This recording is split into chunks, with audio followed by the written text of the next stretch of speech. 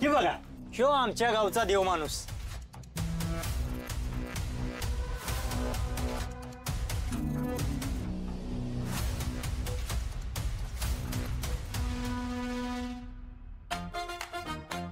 अरे गोपाळजी, तुम्ही तुम्ही अहो तुम्हाला म्हटलं नव्हतं का इथं चौकातच आपलं. ओके, टेलरिंगचं दुकान ना?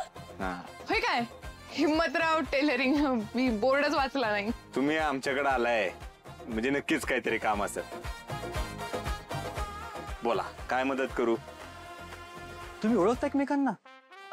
हो हो, ऍक्च्युली काल मी जेव्हा पहिल्यांदा गावात आले तेव्हा मला भेटलेले पहिले आणि मदत केलेले पहिले व्यक्ती हेच.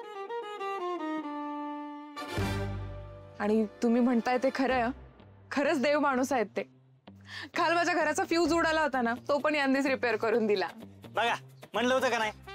अहो लय मोठ्या मनाचा आहे आमचा गोपाळ, म्हणून तर आम्ही त्याला देव माणूस म्हणतो ना. बरे गोपाळ, यांना काय ते बिझनेस का काहीतरी चालू करायचे, त्यासाठी तुझी मदत पाहिजे. नाही मी केली असती, पण माझा चहाचाच बिझनेस अजून सेट व्हाय ना, तर ह्यांची काय मदत करू. तू घे बोलून त्यांच्याशी. बोला. बोलतो लकी. हो.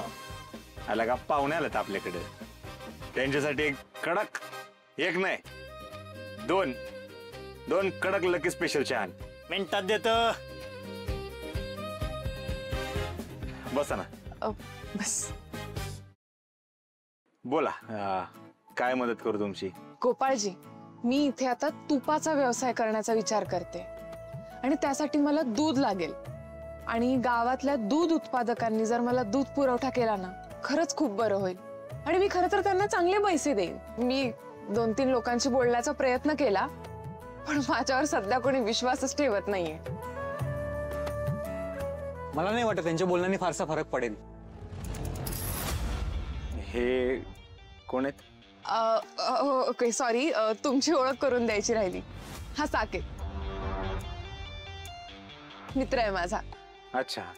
आणि तो आजच मुंबईवरून आलाय आणि व्यवसायात मला मदत करणार आहे. साकेत. गोपाळ. नमस्कार.